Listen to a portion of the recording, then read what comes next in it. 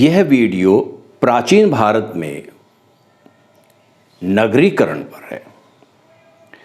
प्राचीन भारत में नगरीकरण के दो चरण हुए। पहला चरण हड़प्पाकालीन नगरीकरण है और दूसरा है आरंभिक ऐतिहासिक काल का,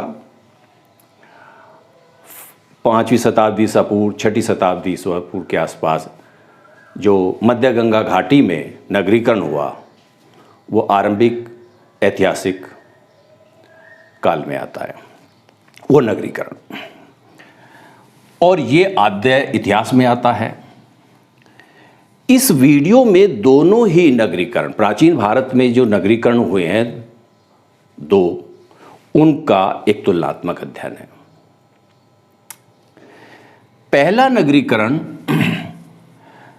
देश के उत्तर पश्चिमी भाग में विकसित हुआ और मोटे तौर पर बलूचिस्तान जो इस वक्त पाकिस्तान में है, सिंध पाकिस्तान में है, पंजाब भारत का पंजाब और पाकिस्तान का पंजाब, हरियाणा, राजस्थान, गुजरात, पश्चिम उत्तर प्रदेश के कुछ भाग, महाराष्ट्र जैसे क्षेत्रों में पहला नगरीकरण भारत में हुआ।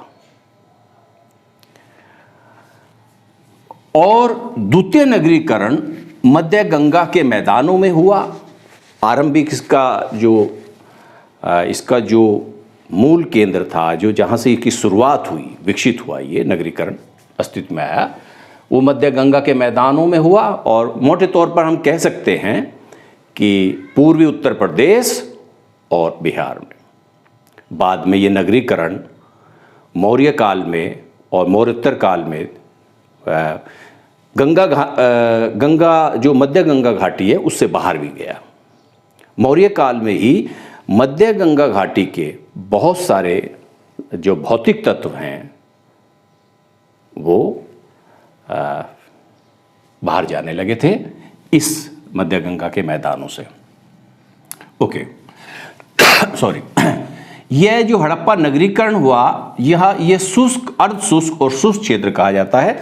तुलनात्मक रूप से ये बहुत भारी वर्षा वाला क्षेत्र नहीं है, उच्च वर्षा वाला क्षेत्र नहीं माना जाता है।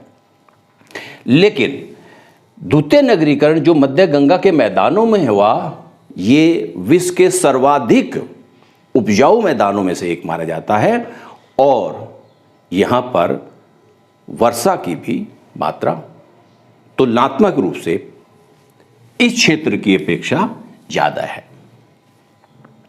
ओके।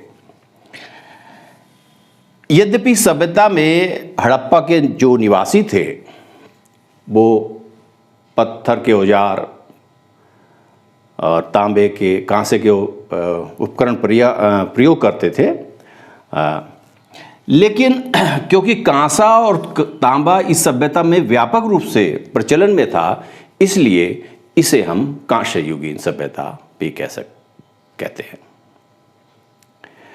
लेकिन द्वितीय नगरीकरण में लोहे का प्रयोग जो है व्यापक रूप से हुआ। लोहे ने द्वितीय नगरीकरण के विकास में, इस प्रक्रिया में बहुत ही महत्वपूर्ण भूमिका निभाई है।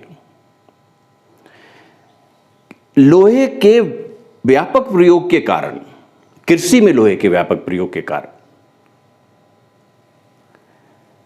न केवल अतिरिक्त उत्पादन हुआ, बल्कि यहां की जो जलोढ़ मिट्टी थी उसकी गहराई से जुताई में लोहे की भूमिका थी।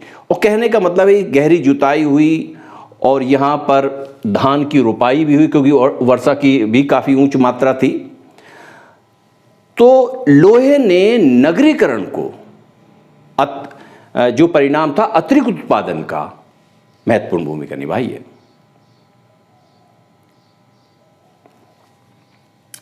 अच्छा, पहले नगरीकरण के दौरान हम सिक्कों की पूर्णतः अनुपस्थिति पाते हैं। सिक्के इस वक्त नहीं थे। हड़प्पा काल में या सिंधु सभ्यता की जो संस्कृति थी, सभ्यता थी जो, उसमें इसका सिक्कों का पूर्णतः अभाव है। लेकिन पहली बार आरंभिक ऐतिहासिक काल में ही हमें सिक्कों का जो है प्रचलन दिखाई देता है। प्राचीनतम सिक्के भारत में इसी काल में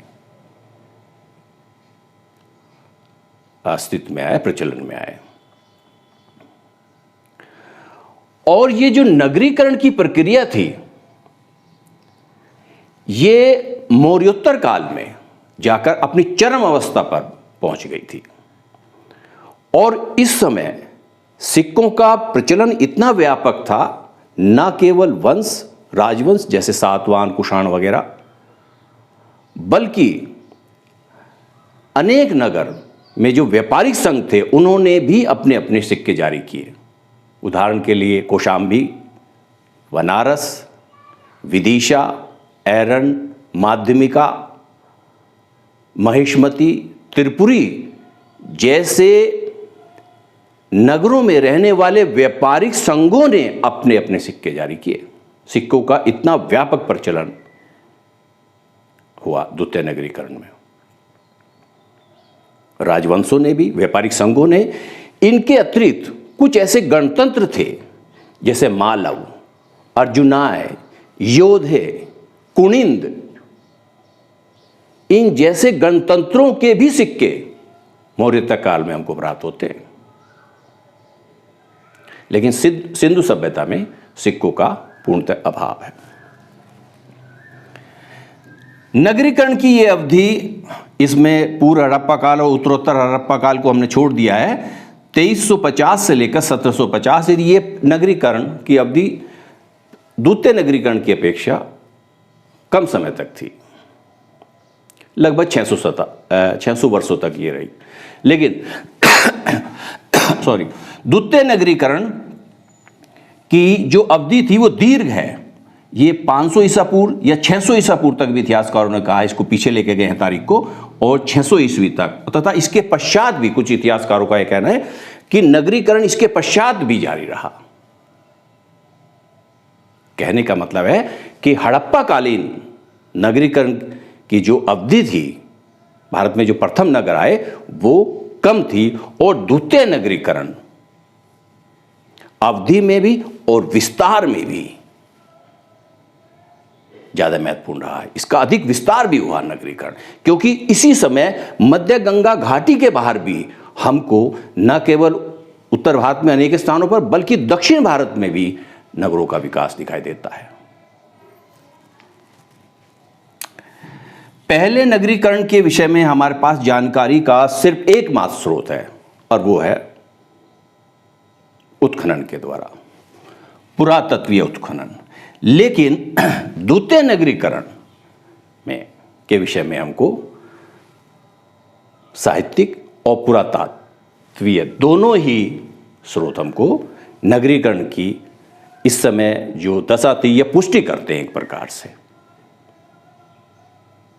नगरीकरण, वहां पर शिल्प किस प्रकार के थे, तो इस प्रकार से उद्योग धंधों, शिल्पों के विषय में भी हमको साहित्यिक और पुरातात्विक उत्खनन दोनों से प्राप्त होते हैं। क्योंकि सिंधु सभ्यता में हम सिर्फ पुरातात्विक स्रोतों पर ही निर्भर हैं, क्योंकि सिंधु सभ्यता को हम आज की तारीख तक पढ़ नहीं सके। ओके, पहले नगरीकरण का पतन कैसे हुआ, कैसे ये नगरीकरण अचानक विलुप्त हो गए, इस पे अनेक सारी जो है अनेक सिद्धांत हैं, जैसे पारिस्थितिक असंतुलन, विवर्तनिक हलचल, आर्यों का आक्रमण, बढ़ती हुई शुष्कता, विनाशकारी बाढ़ जैसे कुछ कारण हैं। लेकिन निश्चित रूप से ये कारण द्वितीय नगरीकरण के ह्रास में नहीं है।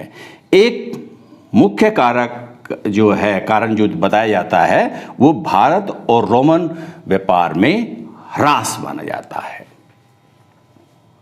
द्वितीय नगरीकरण के ह्रास का कहने का मतलब है प्रथम नगरीकरण का ह्रास और द्वितीय नगरीकरण का जो ह्रास हुआ, उसमें दोनों में के सिद्धांत भी या उनके जो कारक हैं वो भी भिन्न भिन्न है। सामाजिक धार्मिक आंदोलनों का द्वितीय नगरीकरण में बहुत महत्वपूर्ण भूमिका रही। महावीर स्वामी, गौतम बुद्ध जैसी महान विभूतियाँ द्वितीय नगरीकरण में ही सामने आती हैं।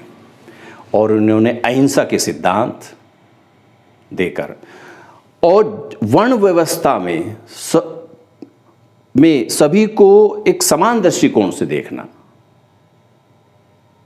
व्यापारिक वर्ग को, वैश्य वर्ग को, शूद्र वर्ग को भी एक सम्मानजनक स्थान देकर उनके व्यापारिक वाणिज्य को निंदनीय न कहकर उनके द्वारा समुद्री यात्राओं को समर्थन कर उसकी निंदा न करके, जैसा कि हम